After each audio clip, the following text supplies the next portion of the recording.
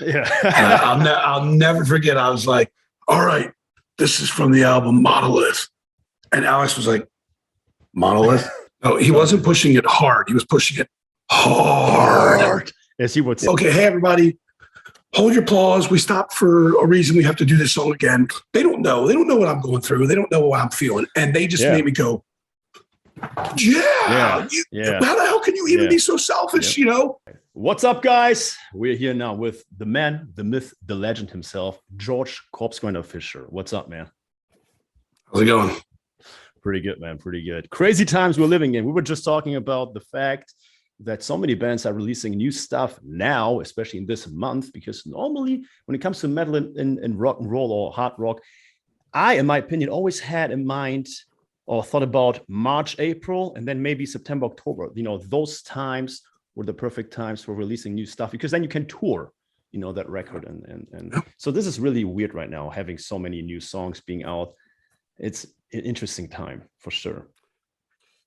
Yeah, I think in general, it's interesting, you know, in the world itself. So, I mean, we originally, I think the plan was, Christmas Eve was the original plan to, you know, to have the record come out, and just shit happens, I guess, as they say. Yeah. And so it's where it's at now. And originally it was then not originally, but after that it was supposed to be February 4th, and then we had to push it back again, and it was really frustrating. But you know, now it's going to be Cannibal Corpse. We're hopefully, crossing our fingers, are doing a tour next month. And I think we're going to be on tour for a week, and then the album's going to come out, the Corpsegrinder record. So, you know, if everything works the way it's supposed to go, you know, if everything goes according to plan, then yeah. So February 25th is still the actual date right now? Yes. Yep. Perfect, man. You guys heard it right there, man. I mean, it's just 4 weeks and we're there. I cannot wait. Yeah, me too. I'm really excited. Yeah, and of course, then I'll be on tour again, which is a great thing as well. I mean, it's been so long. Yeah. We've only played one show in the midst of all this craziness. So, yeah, for sure. You know what's interesting with you? I was reading, you know, of course, a few big. I mean, by the way, I'm a huge fan myself. I know everybody says it, but I'm going to tell you some funny stories later on. You're going to laugh. But I was just realizing that you were featured on so many records, so many features. It's unbelievable. You know, Suicide Silence. We got even Ice Nine Kills now. I mean, you have been everywhere, but still it took you that long to come up with your first solo record. What happened, man? Well, just look, Cannibal Corpse, of course, we're usually uber busy. We're always touring. We're always playing. And, you know, I, of course, doing all these interviews, everyone's like, why now? And it's like, well, Jamie Josta is basically what happened. He approached me to do it after I had sang on his second solo record. You know, I sang the They Want Your Soul song on his record. And a few months later, he's like, hey, man, I want to do a record with you. Like, let's do a solo record. And at first, we weren't even going to call it Corpsegrinder. But, you know, he was like, he wanted to do it. And I was kind of hesitant because I thought, well, if I do a solo record, it has to be me doing everything, and then I can call Corpsegrinder. But then I was like, you know what? Nah, it's fine. I'm not worried about who writes what or who does this. I don't care. I mean, I've been in Cannibal Corpse for how long? And I've only written lyrics on maybe 4 songs in the totality of this October coming up will be 28 years I've been in Cannibal. So I was like, it doesn't matter. You know, just somebody gives you some songs, sing on them. And that's basically what it was. And Jamie sent me the stuff, and, you know, I talked to Eric, and, you know, we went and, you know, did the vocals, of course, but it wasn't like, I always had an idea to maybe like do my own record, but just was busy doing so much other stuff, you know. And of course I have been singing on a lot of other records, you know, with other bands. And then of course Cannibal Corpse, touring and recording records there as well. And it just never came around. And then Jamie's like, hey, I got these songs, check it out. And I want to do a record with you. And I was like, well, I listened to it. I was like, oh, hell yeah, man. It's awesome. Yeah. So here we are. Yeah, yeah, of course. Always shout out to Jamie. He's the best. Dude, I actually wrote it down because I remember seeing his, of course, Jamie Jessa from Hatebreed podcast. I was listening to him, and he was pushing it so hard. I was like, yes, man, this is so good. No, he wasn't pushing it hard. He was pushing it hard, as he would say. Yeah. Yeah, exactly. Yeah. You got to always say that. Trust me, through this whole process, of course, I'm texting, and when I got the CD, the booklet covers, I was like, bro, look, I just sent him a picture of them sitting in a box, and he was like, hard. Oh, that's so amazing, man. Yeah, I mean, he's doing an amazing job right now, having the podcast. It's so interesting. I'm always following what he's up to. It's really good. Yeah. Oh yeah, man. Yeah, he's great. He's super smart. He's super cool. He's definitely, I mean, he busts his ass, you know what I mean? Like, just working on all this stuff. And like I said, we've had some delays here and there and whatnot, but no, he's never losing,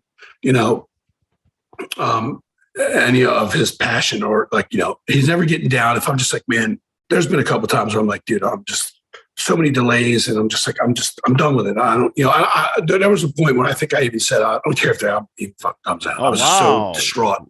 Yeah, well, really? I did, but I was just down, man. Because it just, when it got delayed the first couple of times, I was like, oh man. And he's like, no, bro, I got it. I'm on it, and he's always positive. Always. That's his whole, that's I guess his mantra, if you will, but he's always like, no, dude, don't worry about it. We're going to get on this. And yeah, I mean, I maybe that's maybe going a little bit too far. I of course wanted the record to come out. I've been right now, I feel like a kid waiting for Christmas to happen. You're just like, oh, it's December. I got 25 days. I got to fucking wait for this. Yeah. So I feel like that when it comes to this record. I mean, I feel like that with any record, even the Cannibal Corpse, records that we've done, it's like when we have a release date, you're like, all right, I can't wait for this to come out and to see the reactions. And I'm definitely like that with this record, and maybe even a little more so because it's my first solo record and whatnot. And it is special. It is special for sure. Yeah, I was definitely waiting. Yeah, for sure. I was thinking about something interesting because you just were talking about the fact that, yes, you're not the main songwriter when it comes to Cannibal Corpse, of course. But, I found something in an interview with you where you were saying that you are a big fan of live records. Right. And and that's actually exactly what I'm trying to say right now, because even if you didn't write a song, you're still performing the song. And in my opinion, that's super important because I'm the same. I love live recordings. There's just something about it. You capture a moment you can never recreate somewhere else. I love that so much. Every show is different. Every single show is different. And when you're recording, trust me, it's in the back of your mind. Okay, we're recording this. And we don't stop and go, okay, hey, everybody, hold your applause. We stopped for a reason. We have to do this song again because we screwed up. No, that's not happening. It's live. It's organic. It's happening right then. And you either nail it or you blow it. It's just you have 50-50 chance of one of you. It's one of two things. You nail it or you blow it. I like you listen to a record and there are signature parts of each album that, for instance, let's say Rain and Blood, Angel of Death, the beginning part, the scream, that's like a signature part of that song. For sure. And if it doesn't happen, or if it happens and it's good, or if it happens and it's bad, you're good. When you're watching the show, you're going to remember it. Like for instance, like let's say Hammer Smash Face. When we play it, the beginning part of that, it's not so much the lyrics that are the big part of Hammer Smash Face. It is that riff. Dan, dan, you know what I mean? Like that's, people hear that, and of course I announce it. But if I didn't announce it and we just started playing it, people go, oh shit. Like there's some songs I announce and people are probably like, oh yeah, I don't like this one so much. I'm going to take this, I'm going to go bathroom. I'm going to go get a beer or whatever. But when certain songs have signature moments, whether it's vocals, whether it's the guitar part, whether it's a drum part, and live, you want to hear it. You want to hear it, you want to hear it replicated. And and sometimes bands do it differently live than they do it on the record. Mm-hmm. And it's better. Sometimes not. And that's the thing for me. Like I'm like waiting. I'm listening to a live record. Like, oh, I can't wait for this fucking part. Yeah. And 100%. Sometimes you're like, yes. And sometimes you're like, oh man, he did it differently. What? Yeah. Yeah. That's the thing about, and live shows are the same thing. Like, why do people keep coming back again and again? Because of I think also because the camaraderie of all the people you see at shows. You start going to enough shows, you meet people and you start becoming friends with them, especially in this day and age when you can just say, hey bro, give me your number, and then you make a new friend or friends. Yeah. That's part of it. But when I was going to shows back in old days, you know, I mean, which I still go to shows, of course, but back then when I was going to shows, you meet people, and then there's always a different experience. There's always something, you know. Yeah. I can't wait for this part. I'm going to headbang hard for this part. I'm going to get in the pit for this one. Yes. And when it's live, sometimes it is different, and sometimes it's better. And again, like I said before, sometimes it doesn't sound the way it does on the record. You're like, what, you know? But it's the organic nature of it. It's once in a lifetime experience each show. Yes, and it's what look. Everyone loves to listen to their records, and you listen to them with your friends. You know, you have a party at your house, you're drinking some beers, and you're listening to your favorite songs and your favorite records. But when you see it live, when you watch people playing it, because you don't get that. If you got a record from a band you never heard of before, and you know you play the record, the album has the lyrics, but you don't even see what the band looks like, and you don't, you know, and they're playing next week. You know, and then you're like, oh, I want to see these motherfuckers play 100%. This stuff. I want to witness it. It's part of it. That brings the reality factor to you when you watch them playing it. Yes. And if they blow it, you're like, oh, dude, these guys, that album's great, but they suck. You know, I mean, hey, and that happens. That happens sometimes. You know? I don't want to say that about anybody. You know, I want all bands to just have crushed it every show I ever saw. But I can say there were some shows I went to, and I was like, I was underwhelmed. I wasn't as, you know, they weren't as good as they should have been. Yeah. Of course, because live you have one shot, you know, compared to in the studio where you can have as many shots if you want, at least. Let's do that again, Eric. You know, let's rewind that. You know, I'll try it again. Exactly. Yeah. Live. You know, you're there. You're in the moment, and let me tell you, I will knock on wood because we're about to go on tour. But I do remember one time we played in Italy. I believe it was one of the first tours that I did with Cannibal, if not the first one ever in Europe. I know we were touring, we were playing this place, and we were touring Immolation, and I'll just never forget it. I remember they were asking us to film the show. So they had a video camera at the soundboard, and we were always hesitant about that because we don't control it. If it's us recording, you know, it's okay. But anyway, so we were like, okay, we'll let them do it. And Alex would be like, have his head down and you know, getting ready to play. When I'm announcing the song, I'm like, all right, man, I'm all tough. Yeah. And I'll never forget. I was like, all right, this is from the album Monolith.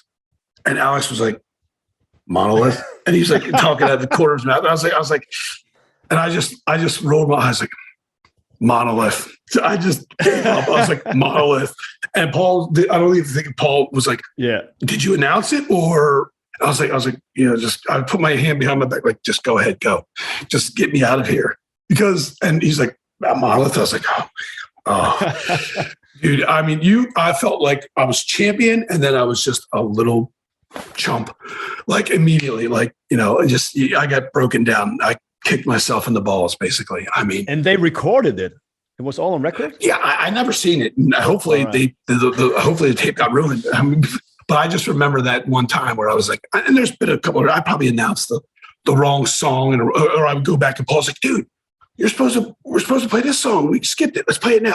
Oh, okay. Yeah. You know, it seems easy, but sometimes it's very hard. Of course. It can be complicated, but yeah, I mean, you always want things to be perfect. And like I said, I announced that the record was called Monolith when it was Monolith from the Vile record. Yeah. God. It happens. I guess somebody right now watching will look it up. No one's perfect. No one's perfect. But right now, speaking of announcing, I actually wrote it down as well, because I remember exactly the very first time that I got introduced to you guys. My God, it was like 2001, 2000. And it was after you guys released the Live Cannibalism DVD.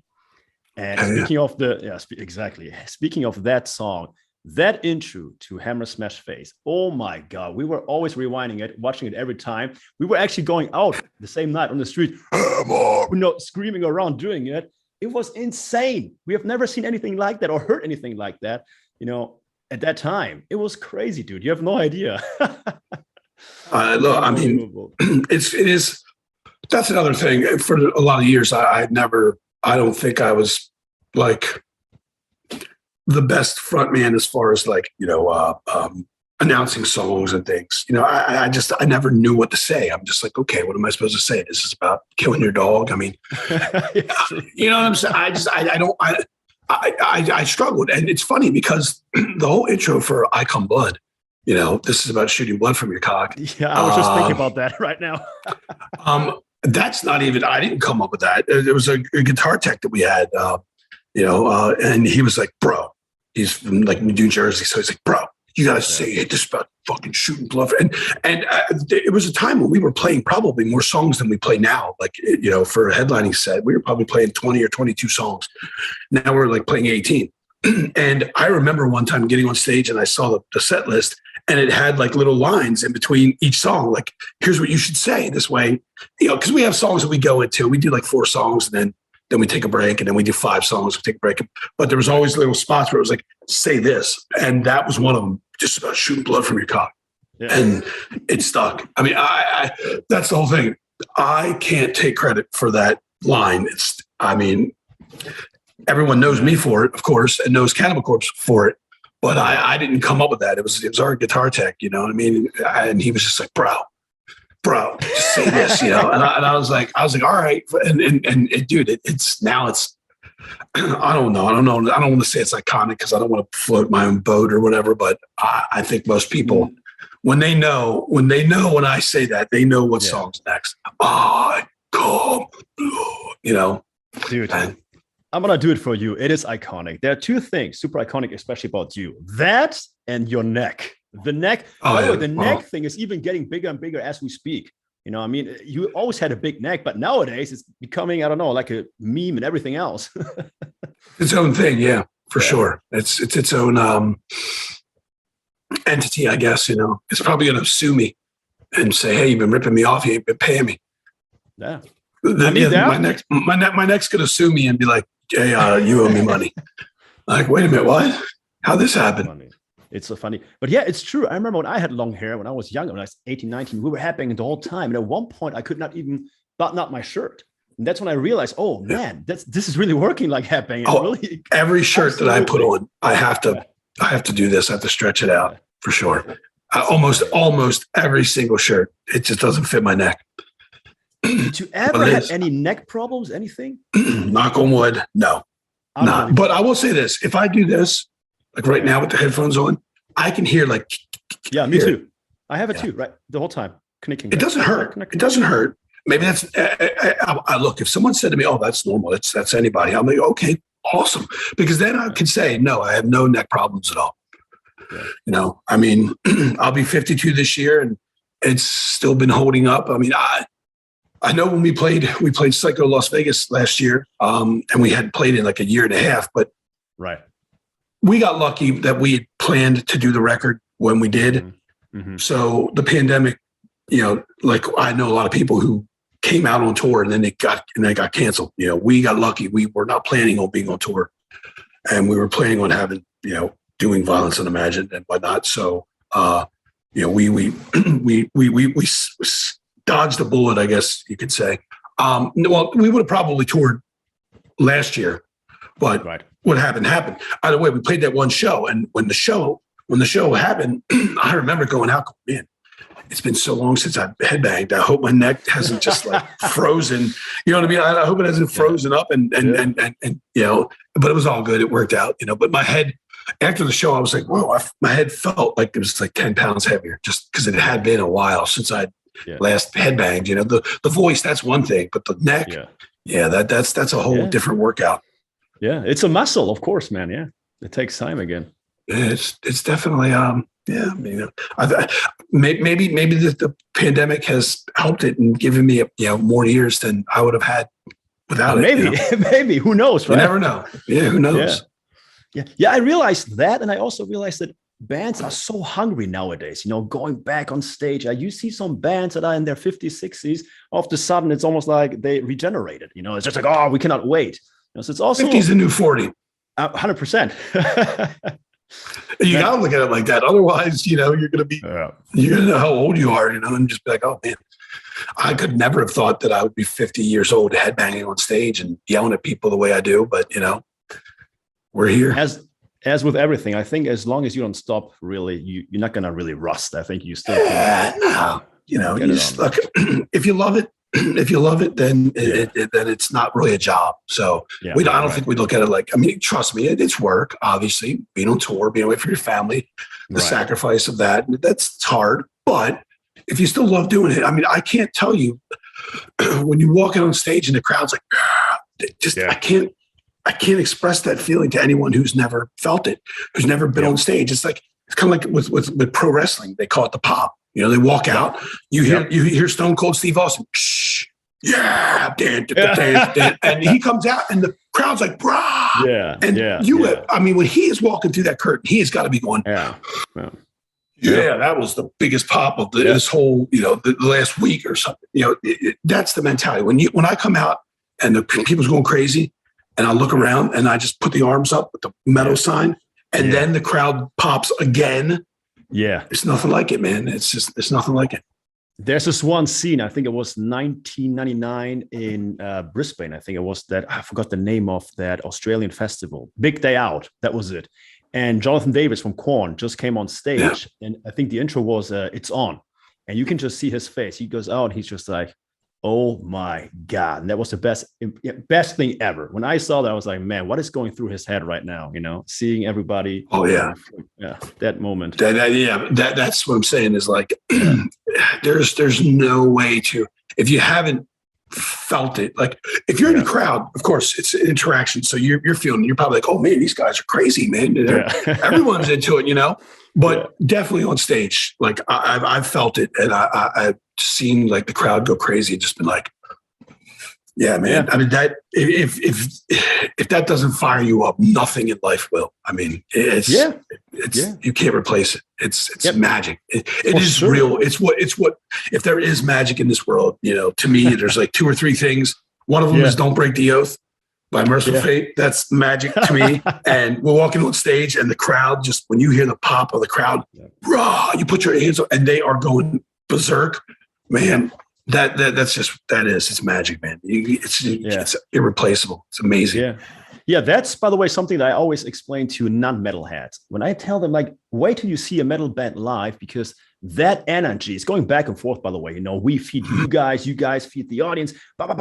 There's just something about it. It is so magical, like you said. It's unbelievable. And that also really pisses me off that nowadays everybody's watching the band perform through their own phone lenses. You know, I hate that. To watch the show, you know. Yeah, what is that? Like everybody has to. I mean, look, I look at it like this. Like when I was younger, my parents were bitching about something, you know, like you kids these days, blah, blah, blah, blah. And I'm doing it now to my kids. You kids these days, it's going to happen. It's just the way it's going to be. You know what? My kids, when they get older, well, they are older now, but if they have children of their own, they're probably going to be like, you know what? When I was younger, we did this, and you guys got it so easy now. It's just, it's the way it's going to be.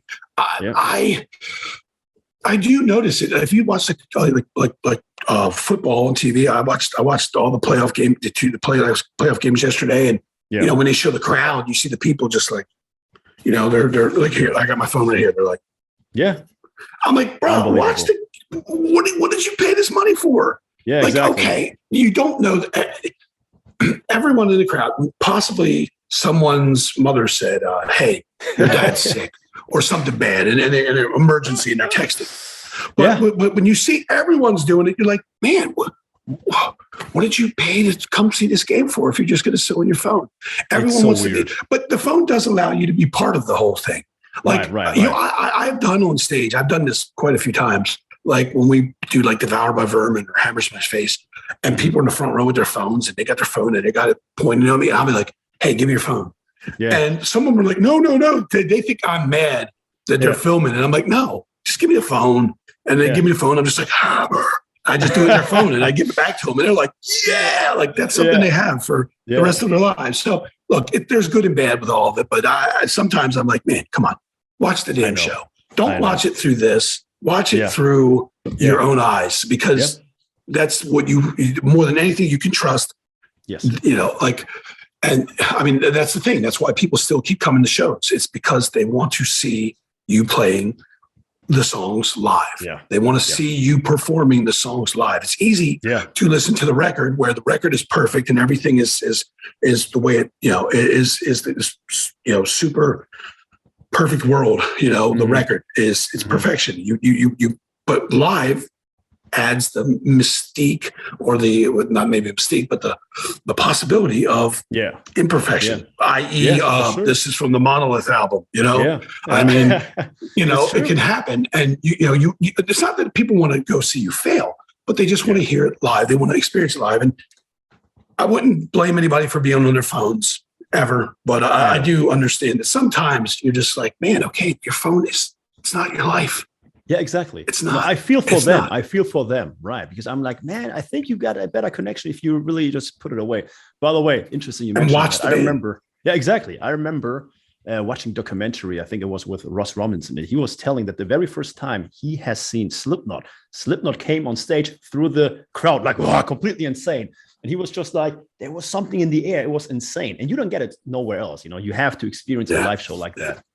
Yeah. Look, I will tell you, there are some shows, like we played on the Decibel tour before we did the tour with Slayer a few years ago. We played the Decibel tour, Morbid Angel, amazing tour. And we played the last show. There were more shows, but we had to cut them. We had to end it early because we were going to be starting the Slayer tour. But the last show was in New York City at the PlayStation Theater.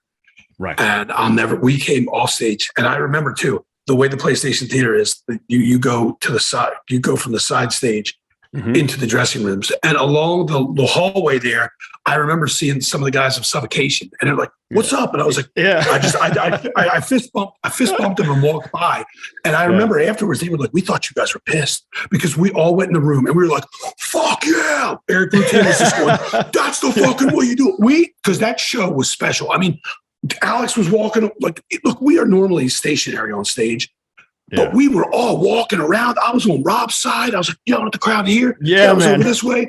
Yes. Yeah, man. Like Eric is mobile for his area that he's in. He's definitely more mobile than we are. But we were all walking around. Alex was in the middle. I was over where Alex was, and the crowd was insane. It was one of those magical shows.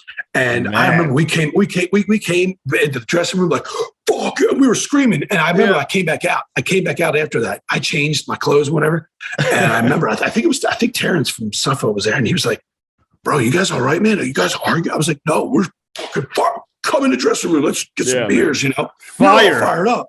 Yeah, man. We were fired up. He thought that we were like bitching at each other and cussing each other. And it was like, no, man, this was he's like, I thought it was a great show. And I was like, fuck yeah, man. So there's some shows like that. Sometimes some stuff happens. Like you're talking about Slipknot walking through the crowd. It just, it hits you. Let's do this. Let's do something we don't normally do. Let's give the crowd something for their money, because some nights you feel it. It's just in the air. It's in the air. And that night was that. We didn't think it before we went on stage. We were just like, okay, let's show the tour. Let's get home to see our families, and then we prepare to tour with fucking Slayer. I mean, it doesn't get better. The dream tour for us. But we went out, and it was amazing. That show, the show at the PlayStation Theater was one of the best shows that we've ever played. If you ask me, it's one of the best shows that I was ever a part of. I mean, the crowd. I'm so happy for you. Yeah, it was great. You can't replicate that. That's the reality of like playing live. That why it's so great. I mean, I think even the fans were like, they got it. They understood. They saw it. We were together kicking ass. There's some nights where the show's good, but you're just like, man, just get me off stage, please. I just want to go home. Sometimes it happens. I want to look. We have always put out everything we have. People are paying money. People are working a regular job or being in school all week long, and all they are waiting for is this show. And we owe them that, to go out and give 110% every night. And we do. We do. But some nights I think we're giving 150, and we're not even really realizing we're doing it. It's just a magical thing. You can't quantify it with words or with it's something that happens. Something's in the air. And like I said, I always feel like we owe everyone our best show, and we do that. And that's the intent every night walking on stage. Even when there's been some times I've been on stage, I'm just like, man, I'm serious. I've doubted myself and just doubted what I'm doing. But why am I here? I don't want to do this anymore. I just want to go home. Well, George, that's normal. And the crowd changes my view. The crowd will be like, they don't know. They don't know what I'm going through. They don't know what I'm feeling. And they just made me go, how the hell can you even be so selfish? You know, kick ass. And so that was one of the, amazing. I don't think we were down when we played that show. It was just another show, but the show itself was just, it was one of the best. And there are some nights, like I said, you're down, you don't, and I mean, sometimes the crowd, the pop, the cheer that you get when you come out can change you're just going out and you're doing your job. It's just like waking up in the morning at 6 a.m. You're like, okay, I got to go get on the roof and put a roof on somebody's house. You know, that's what I did that stuff with my father. You know, you're just thinking that, and then something happens along the way or during it, and it changes everything. Man, you just talking about it makes me so pumped right now. You have no idea. I just want to go right now. I kind of want to play a show right now too. Right. Let's go. Actually, we can play a song. We're going to play a song right now. So it just suits the whole scenery right now. By the way, you released 2 songs. You have the first single of the Corpsegrinder record. By the way, guys, again, February 25th, it's going to be out. The first one was called Acid Vat featuring Eric Rutan. Amazing. And the second one, we're going to take a listen right now. Came out 5 days ago, I think, right? 4 or 5 days ago? Yeah. On Wings of Carnage. Sounds already insane. Man, let's listen to the song together and then maybe we can discuss a bit of it, a few details. All right, and go.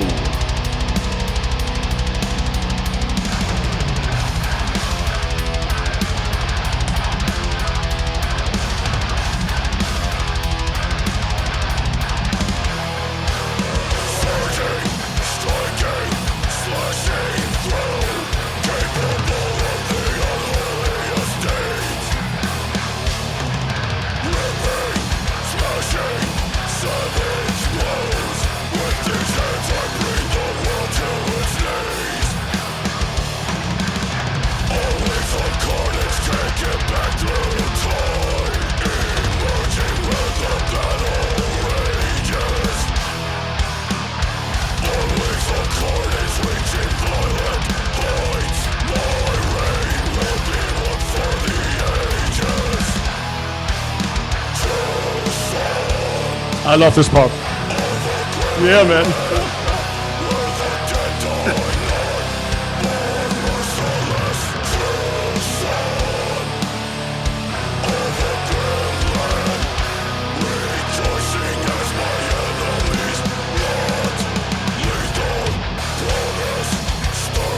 Man, this is so good.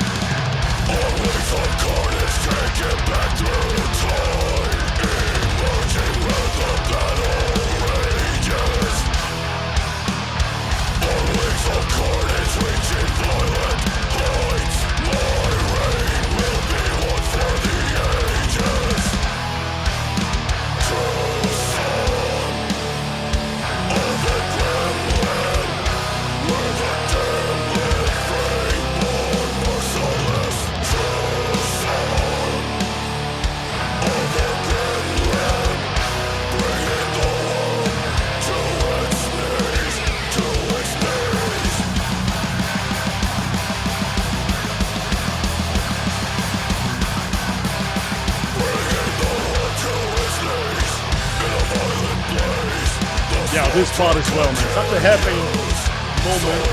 That might be perfect line. It's a headbanger for sure.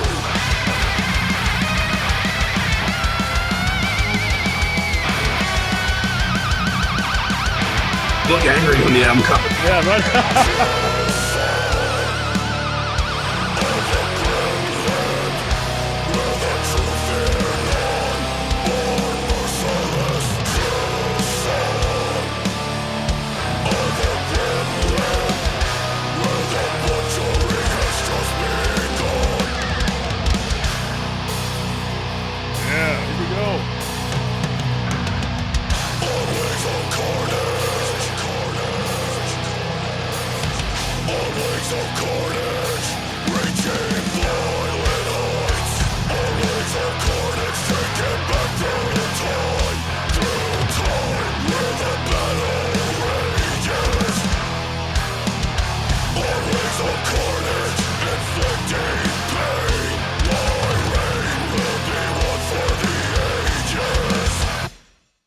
There you go, man. Feels good to hear your own song again, right? Yeah. Oh yeah. I'm very pleased with the record. Right. I mean, I'm not trying to float my own boat or nothing, but I think it turned out great. I mean, Jamie, and Nick and Charlie did just, of course, Eric Rutan recording the vocals. Fantastic job. I can't be happier. I mean, really, I just want the world to hear the rest of the record, and then, Yeah. I mean, like that song to me, like, excuse me, the beginning of it to me, after the first note rings out, that riff after that is very Morbid Angelish. Totally. Mm-hmm. Like, to me, when I first heard it, I was like, dude, that sounds like Morbid Angel. And Rutan, we recorded, he goes, oh, hell yeah, man. Yeah, totally. Yeah. It's got a more, it's got a total Morbid Angel, Yeah. And then when it kicks into the heavy, just the riff for the verses, it's a totally different style. It's more of a hardcore kind of thing, For sure, I mean, we had other songs we were throwing around to release, and I was like, no, I think it's the best one. It's got a death metal thing. Like, I hope that people understand this. To me, is not like a straightforward death metal record. It's not like Cannibal Corpse. It's not like Dying Fetus or Obituary or Deicide or something. It's not. It has a lot of elements of thrash and a lot of hardcore influence, and obviously that's the side of things from Jamie, of course. And the vocal patterns, some of the phrasings have that as well, where they're not. This last song is probably more just like closer to a straightforward, but it does have other elements. But it's closer, like I said, it's like Morbid Angel. It's got a lot of death metal elements, and Acid Vat, I think, as well, has a lot of 100% more death metal elements. But there's a lot of other songs on this that are in the vein of like heavy metal. There's a couple songs that have like a Slayer influence to them. Mm-hmm. I think it's got a lot of different stuff, and I can't wait. I mean, can't wait for it to come out. Completely agree. Especially Acid Vat, the riff. I think it was the first riff. Reminded me so much of the East Coast hardcore. I mean, that was a perfect combination. It's almost like Cannibal Corpse next level. So I completely agree with everything you said. It's different than Cannibal, and that's a good thing. I mean, look, all the things like singing on other people's records, doing guest appearances, that's one thing. That's me singing on someone else's music, their creation. But all the other records that I've done outside of Cannibal Corpse, I did the 2 Voodoo Gods records. They totally have like a heavy metal, power metal feel to them in some areas. I know Alex, he loves all that stuff. That's a shout out to him. I love Alex. He's my brother. But that band, and of course, Andy the Rock recorded the vocals and whatnot. He's a legend, and anyway. But the Paths of Possession records, they're more of a melodic kind of death metal style. It doesn't sound like Cannibal Corpse, at all, really. It's got a totally different. And then the Serpentine Dominion record I did with Adam D. There's clean singing on it with me. It's right. Yeah. Well, I don't ever want to do records that are, if I do something outside of Cannibal, I don't want to do anything that's just, unless it's a guest appearance. And that's not to say that I wouldn't. If someone came to me and said, look, I got a record that sounds like Deicide or something, because that's a different style of death metal than Cannibal is, let's just say. Of course, I would probably do it. But in general, I would like to do records that are musically different than Cannibal. My voice is always going to be my voice. My voice is going to be how it is. It's how I sing. It's what I do. But I think with this record, the music is totally not. There's a couple riffs that you could say that's something Cannibal might do, but in general, I think it has a lot of other influences in it. For sure. It makes it stand out from just me doing another death metal record, which of course has been my life and I love it. With Cannibal Corpse, we put out Violence Unimagined, and it's death metal as you're going to get. For sure. But this has those elements that we were talking about earlier that make it. I'm not saying stand above anything I've ever done with Cannibal, but it stands out. It's different. It's definitely different than what I've done with those guys. So yeah, Josh, I think due to the fact that it's different, I think it's going to be also beneficial to Cannibal Corpse, because then you're like super hungry again to be there. It's going to be awesome. Oh, sure. Yeah, of course. Yeah. I mean, look, we're ready we're hungry right now just to get back out tour anyway, Yeah. But look, anything that I do, anything that Alex does, or Paul, or anybody that does any other side projects, if they're very successful, it's never going to hurt Cannibal. I'm not trying to replace Cannibal Corpse in my life. I'm not. I'm still the singer of Cannibal. I'm not going anywhere. I'm not trying to make this and then do Ozzy and leave. I'm not doing that. That's not. I mean, that is not the intention. Jamie asked, like, it's just as simple as Jamie was like, "Hey, man, you want to do this? This record?" I was like, "Yeah," and now it's what it is, and it's. People are reacting to it very positively. And if you were going to ask me this, I'll just tell you before you do that I intend to tour for this and do some shows for it, as many shows as I can. But that's not going to stop me from, I would always make sure it's all worked around what Cannibal Corpse is doing. I'm not trying to replace anybody or do anything like that. Not at all. I've been in Cannibal. This year will be 28 years I've been in the band, and it's been great. The fans, obviously, Cannibal Corpse is what has made me who I am, if you will. And so I'm not going anywhere, but I do intend to do some tours for this, and I'm glad people like it.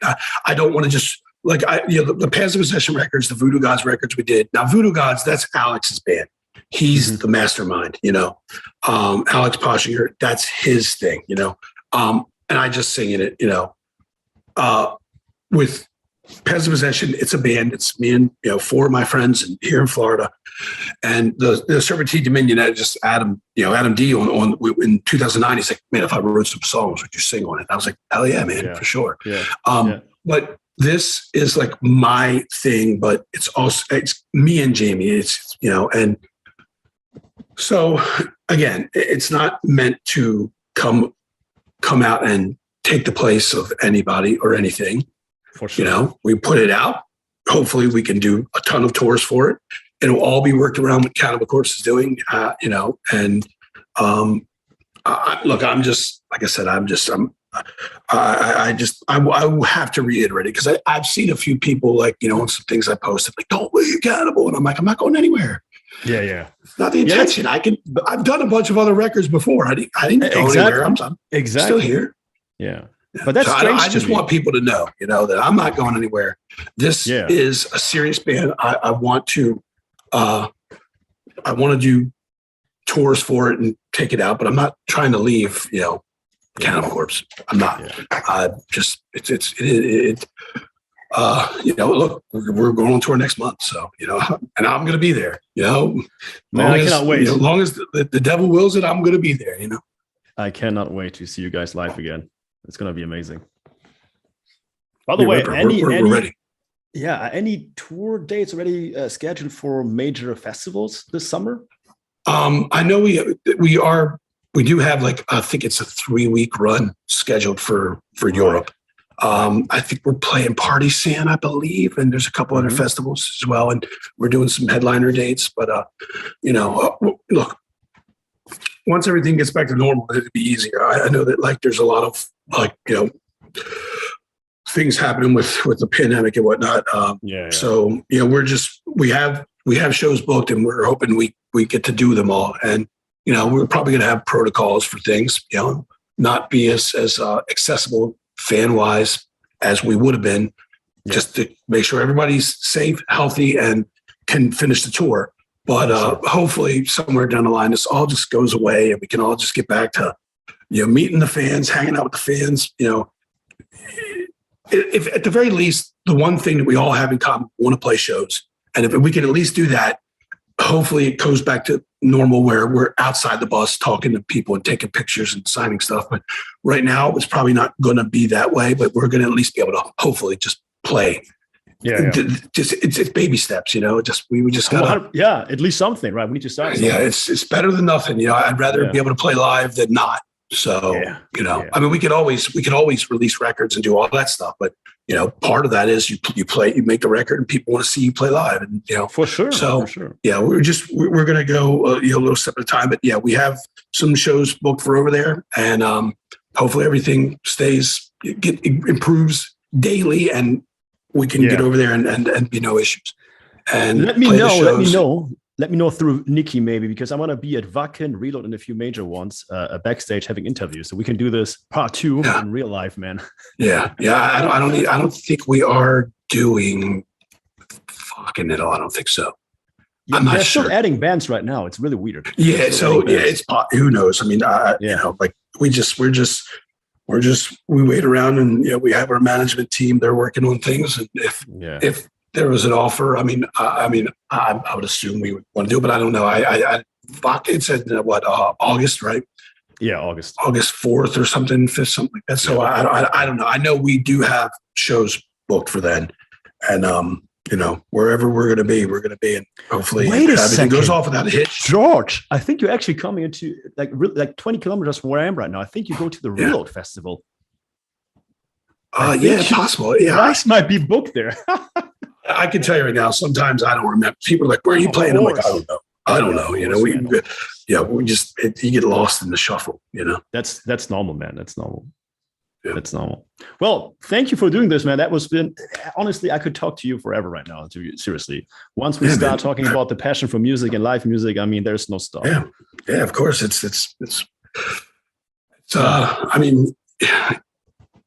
It's been a while, we like I said, we played the festival in Vegas, and it was great, but it's been a while since since then, obviously. And, when you start talking about it, you start getting fired up, this record coming out, the Cannibal tour is coming up. There's a lot of stuff going on, and it's like, okay, finally, hopefully things are just going to be normal again. And everybody has a great time, Let's see the album cover again.